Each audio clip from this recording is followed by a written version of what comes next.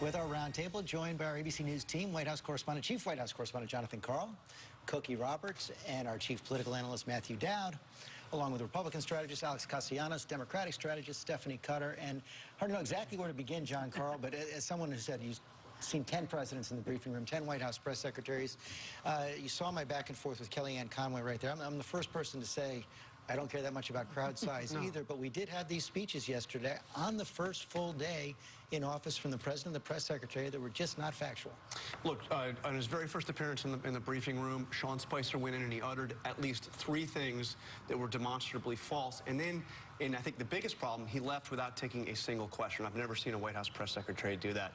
That said, I think that we need to be careful as reporters and as journalists not to take the bait and not to get into an endless discussion about issues that are trivial. How many people were there, the crowd size, just not important. He had a huge crowd. But telling the truth isn't trivial. But telling the truth is absolutely important, especially from that podium. Sean is no longer the RNC spokesperson. He's no longer a campaign spokesperson. He is speaking on behalf of the White House, of the executive branch of the United States. Credibility matters. And Alex Castellanos, I want to bring this to you because I wonder, so something about the functioning inside the White House. You saw immediately in the New York Times this morning, people suggesting that Donald Trump thought that Sean Spicer went too far. So already you've got his colleagues throwing him under the bus. It's going to be a tough job for the next 4 years being the spokesman for this administration. President Trump's style is very different than we've seen in any other presidential leader. He pushes the ball way past the 50-yard line. He's a negotiator, not a reciter of facts. You know, he's the guy. He's going to buy that car. He's going to say, "That's the worst car in the world." Well, it's a different way he's used to dealing with the world. That's the worst car in the world. I'm not going to give you all that money for it. The germ of truth is he's trying to tell you something else. And just looking at it on that micro level is not going to help you understand what's really going on in the Trump administration. But see, that's where I think John is right. We shouldn't take the bait. And here we are having a whole conversation and leads in the papers and all of that about what Trump said. I couldn't disagree more. If he doesn't tell the truth, what are we supposed to do? I know, but what he's managed to do was to minimize the incredible demonstrations yesterday all over the world of women turning out by more than 1 million. And instead of that being what everybody is talking about today, it's Donald Trump again. He's right that that's the way to deal with this is what's the larger truth here? Yeah. And we miss that a lot. Except this cannot be, maybe it is the new normal, where a press secretary takes the podium and blatantly lies. When a president goes to the CIA as the commander-in-chief and blatantly lies. But it shouldn't be. Now we're in a position where every time Sean Spicer takes the podium or the president says something, they don't need to just be fact-checked. You have to presume that they're not telling the truth.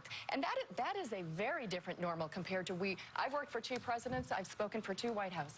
And that has never, ever been the case. Well, I may be a little old-fashioned, but I actually believe that if you live and work in our house and you work on our payroll and you take oaths, then integrity matters in this. Sure. And what we always see with spin is we see the 3 sisters of spin, right? We normally see misrepresent, mislead, and misstate. We normally see that. But what we're seeing now is Mr. Lie. Right? Mr. Lying in the course of this. To me, what you heard from Donald Trump, and you've heard this from Donald Trump all the way up until he was president, now you're hearing as president, and from Sean Spicer is, are you going to believe me or your lying eyes? That's what you hear. And what they should have said yesterday, this would have totally deflated. What they should have said is, Thomas Jefferson said the highest form of patriotism is dissent. And what we saw with the marchers was that what makes America great. Peaceful protest and exercising your constitutional rights. That's what we should have seen from them. It would have totally deflated the issue, and we would have moved on. But it would have given them legitimacy, and he doesn't want to do that. And that's we're in a real bind here because we really do need to call out untruths, absolutely. But we also can't let him be in a position where he dominates everything so that other news does not rise to the level I take that point, but let me put this question back to John Karl. It wasn't just not telling the truth from the podium. It's when questioned, he says that the people questioning him are not telling the truth, and everything that's a question is fake news. Yeah, and look, the reason he has this obsession over what seems like such a trivial issue on the crowd size is that every step Donald Trump has been, his legitimacy has been questioned. First, is he going to run for president? Oh, he'll never run. oh, he's leading in the polls now, that won't last. Oh, we'll beat him at the convention. Oh, we'll beat him at the Electoral College. He lost the popular vote. This is the sensitivity here. So he sees this as another step in questioning whether or not he is a legitimate president. He is the president. He is the legitimate president. It'll be better for him if he moves beyond. But the war has not ended. The campaign has not ended. Donald Trump has had no honeymoon because there's been no marriage.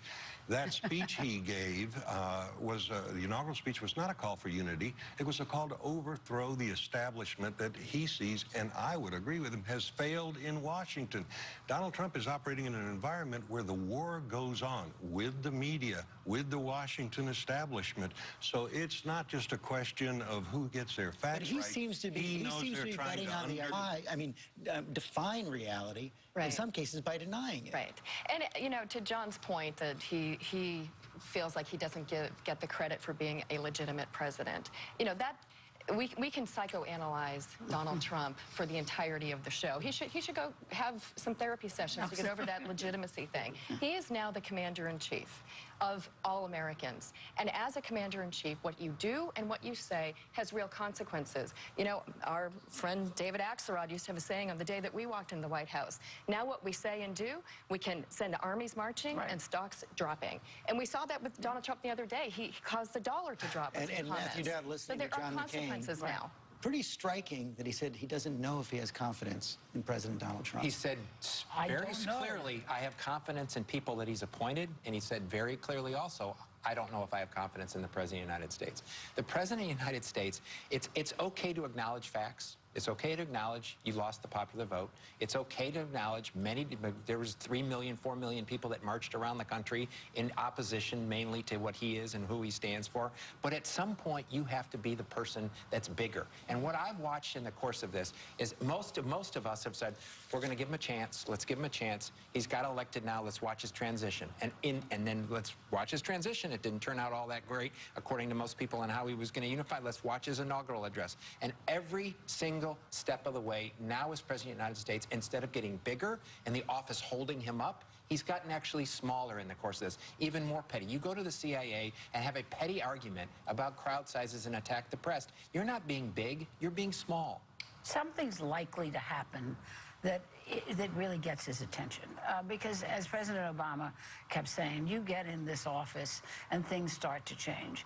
And I think that some consequence, as Stephanie said, will occur. We saw it with President Clinton also, you know, and I think that with any luck, at some point, he gets the grace. But it certainly has not been on that point, John Carl, most presidencies end up being defined not by what presidents want to do, but by what happens to them, how they react to it. How he responds to the big crisis, what he does. But even on what he's doing in terms of his agenda, he has set forward a bold agenda. He is breaking not just with the previous administration, he's breaking with the Republican leadership. That inaugural speech was a declaration of independence from both parties. And, you know, I mean, we don't know how this is going to now he's got to fill in the blanks. We don't know how he's going to do exactly. But his success is not going to be determined by what he said about crowd size.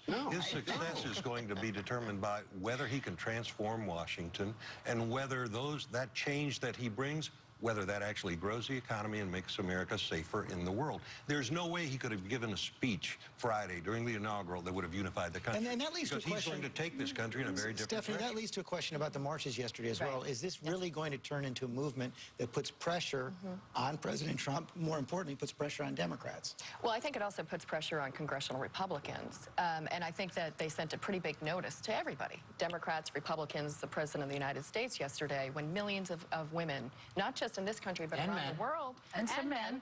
A few brave men. More than a few. And children, frankly. No, and women of all ages. The pictures. Peacefully march to say, we're going to be heard. Our rights matter. We don't want Planned Parenthood defunded. That's where we get our health care. We don't want to be left out in the cold when you repeal the Affordable Care Act. We don't want our rights rolled back. These are serious things that Republicans in Congress, most particularly, need. I think it's really, if with any with the enthusiasm that existed yesterday, which was really, truly does it remarkable. last? That's the question. Yes. I think they really can create a movement because they've come to, a lot of women have come to understand that you can't just show up and say, I'm unhappy. You have to then go out and do something. And there's a lot of talk about more women running for office, more women supporting people in office, all of that, turning it into a political movement. I think that I'm just going to repeat what something Donald Trump said for the last 18 months, and Kellyanne Conway and everybody around him has said, you guys are missing what's going on. Look at the crowd sizes, right? And as I look at what happened yesterday, we cannot underestimate the idea that across city, Right. in the United States and around the globe, millions of people stood up, men and Right. women, and it was very young. I walked through some of it in Washington. I walked through some of it here. It's people that had never been involved before. In all of these movements, they don't start with a broad strategy and what are you going to do and how are you going to do it. They start with a moment, and it surges, and then what happens from that, people figure out the Right. strategy. And you know who saw that? John McCain. Yes. He McCain brought it up. proactively brought it up with you to send a signal that we heard you. Right. So let's indeed see what happens from here, both in terms of whether that's a permanent organizing opportunity or whether what they did yesterday was... But I think, Gender I think gap these is women not a have... creation of Donald Trump in just this moment. The gender gap, I remember the good old days, it used to be just in the home. and now, of course, battles for power are fought where power resides. As power has moved into the economy for working women and into politics, right? We want our government to be both that nurturing, more feminine government, but we want it to be this tough daddy bear that enforces strict rules. As there's more power in government, the gender war has moved there. This was the most divisive election in terms of gender we have seen. I think that's only going to get worse. Gender. It was most divisive in that. I think what we're seeing, and I know Donald Trump constantly talks about this being a moment of change, a moment of change. What really I think has gone on, this is a reaction to change. What Donald Trump is not a movement of change. It's a reaction to global change. It's a total reaction to global change. It's transformational change in the world done whether it's by transportation, technology, and all that. And people, most of Donald Trump's voters, was there an election? Alex, most of Donald Trump's voters want to go back. Right. They want to go back to Again, that's not America true. great That's a again. misunderstanding. America Look, great again. You know what? Other It may countries. not be true in your view, but about that is all we have time for right now.